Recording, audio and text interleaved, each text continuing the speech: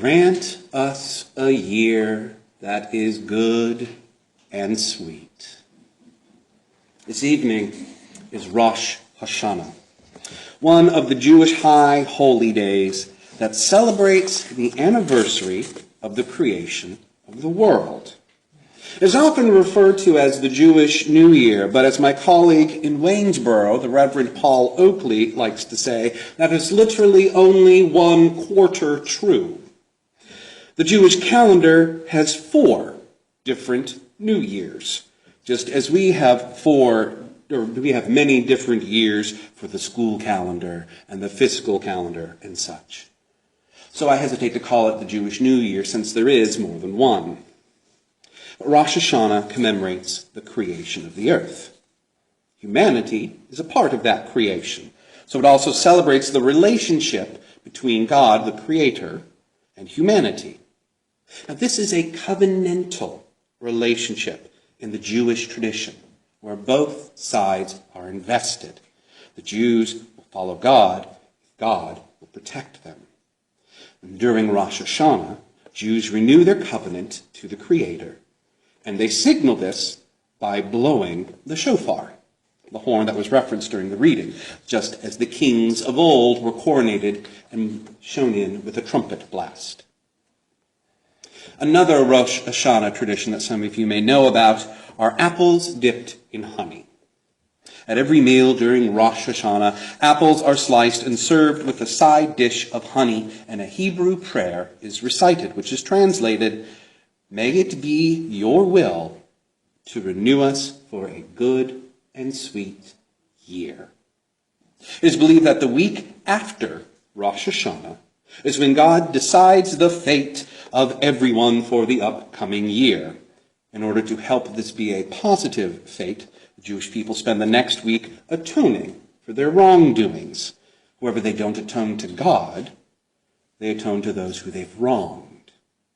Many of you will recognize this as the holiday Yom Kippur, the Jewish Day of Atonement.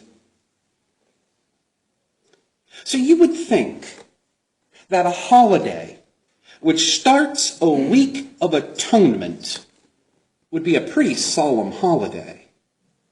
Thinking about all the people that you've wronged in your life and all the things that you would like to change, thinking of those mistakes is not something that would normally put you in a celebratory frame of mind. But Rosh Hashanah is a very celebratory holiday, because it is a day of possibilities. It is a day of commitment to the better angels of our nature. It is a forward-looking holiday.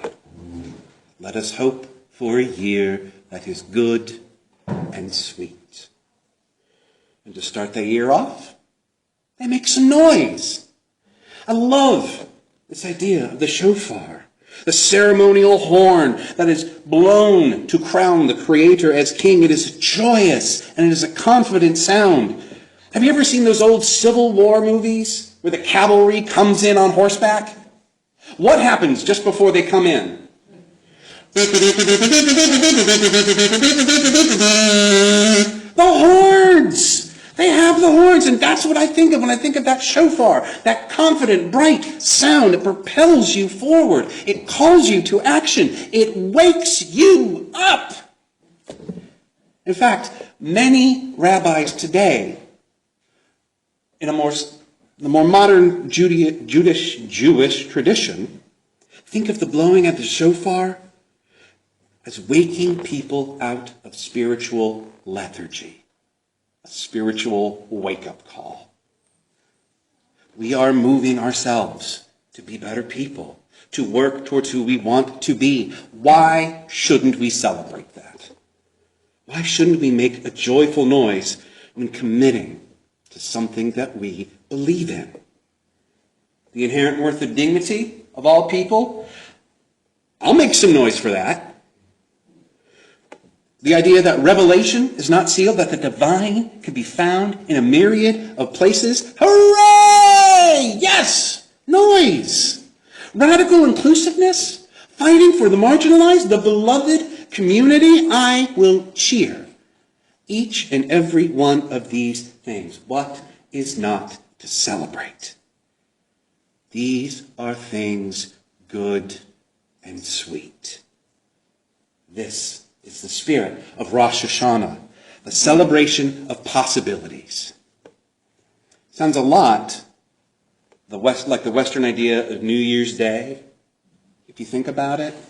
A lot of celebration, hope for a good new year, and resolutions about what we'll do for the upcoming year.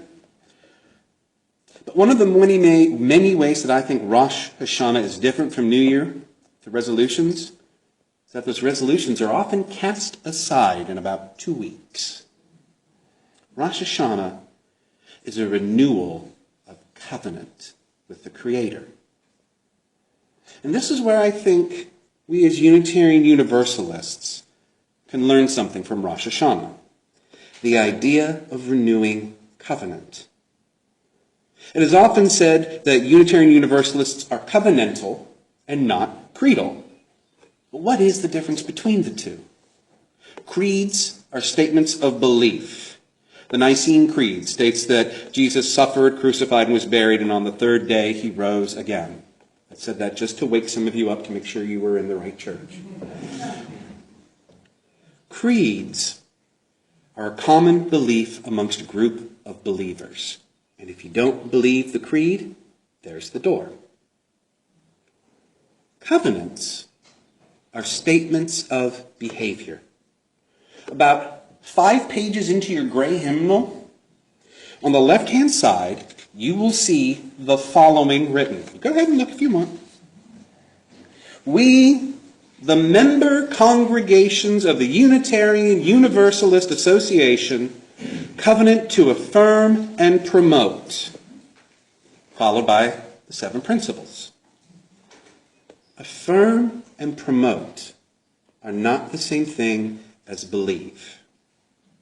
Affirmation and promotion are 2 things that demand embodiment. Whereas you can believe something without ever actually doing anything about it. Covenanters are doers. That's why some UUs like to espouse deeds, not creeds. We like to be people who do something. It is by doing that we make the world a better place. It is by doing that we make our lives good and sweet. What does a good and sweet life look like?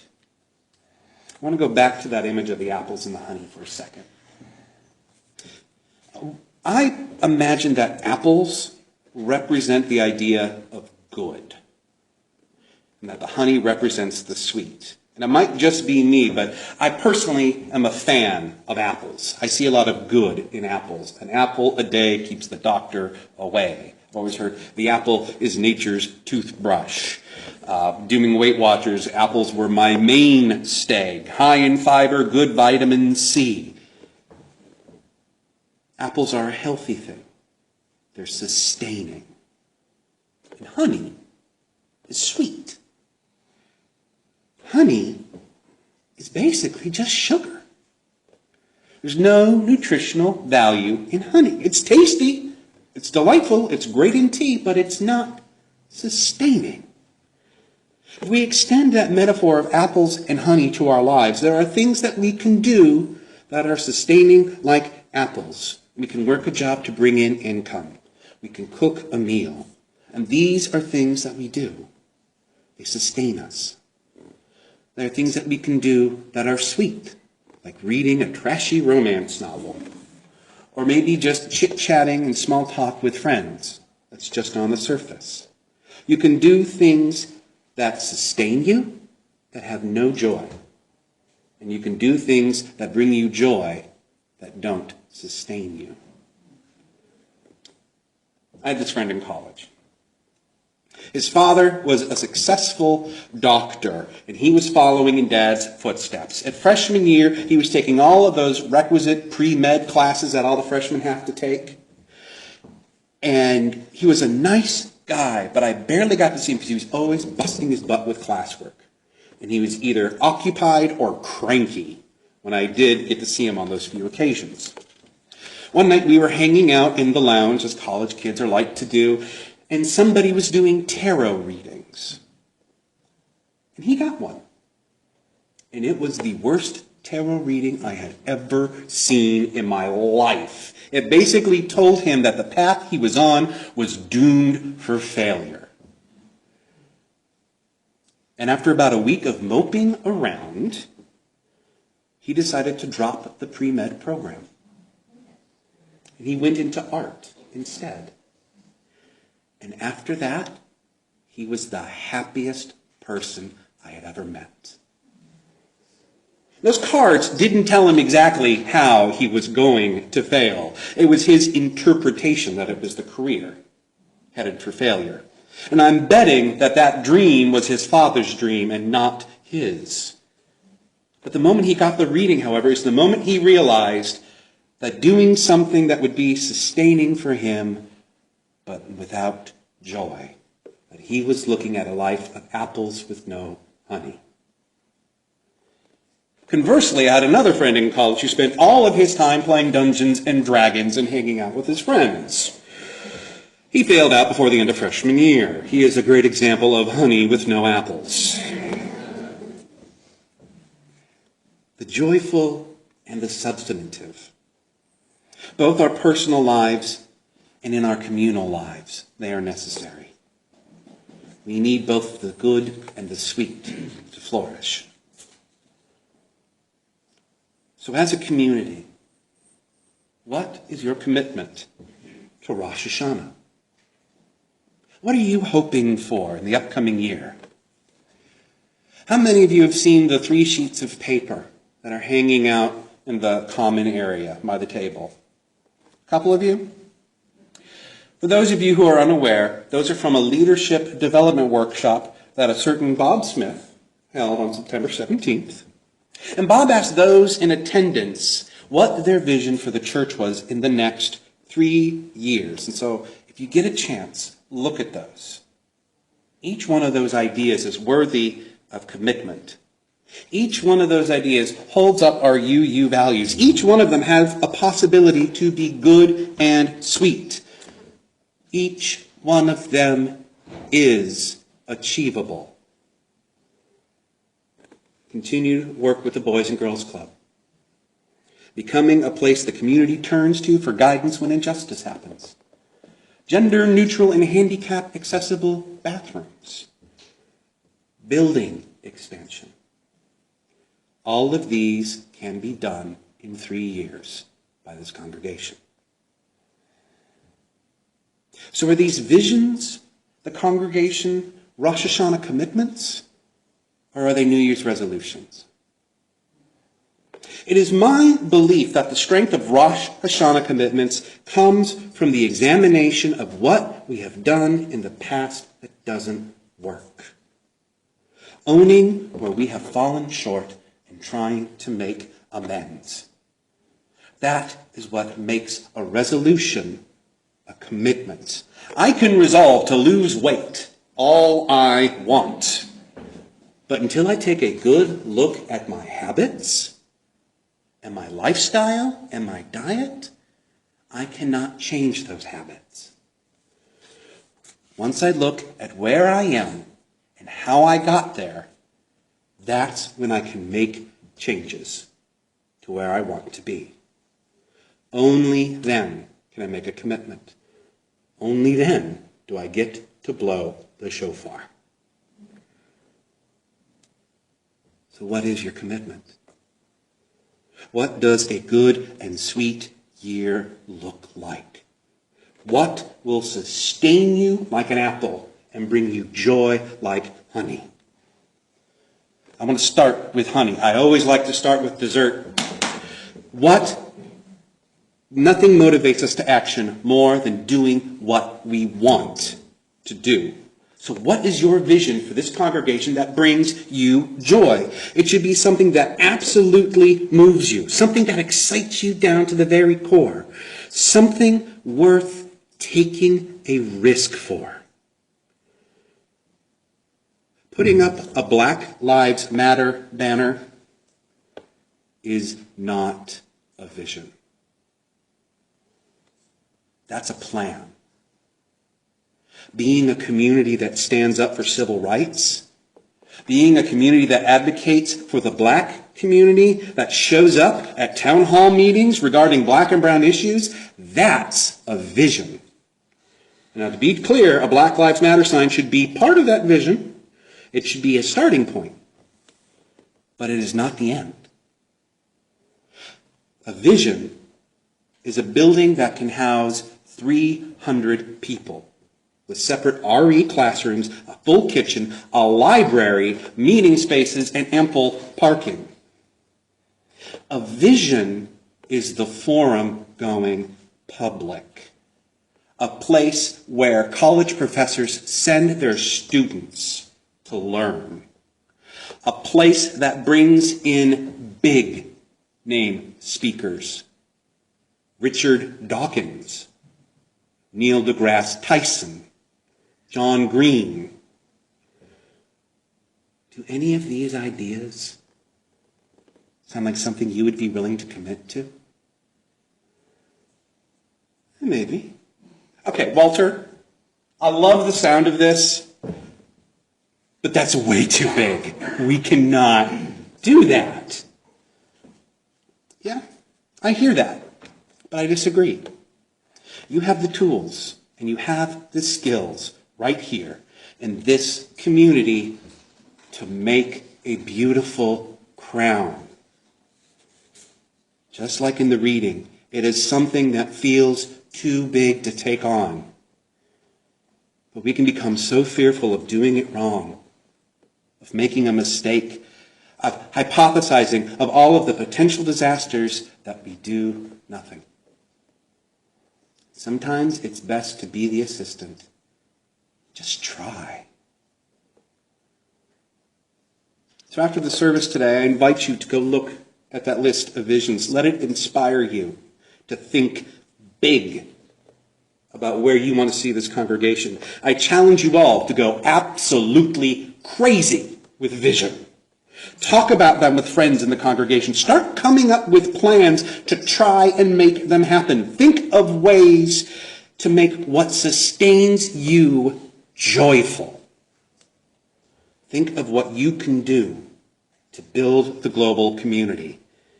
I'm sure once you start talking with others, you'll find that many of you have similar visions.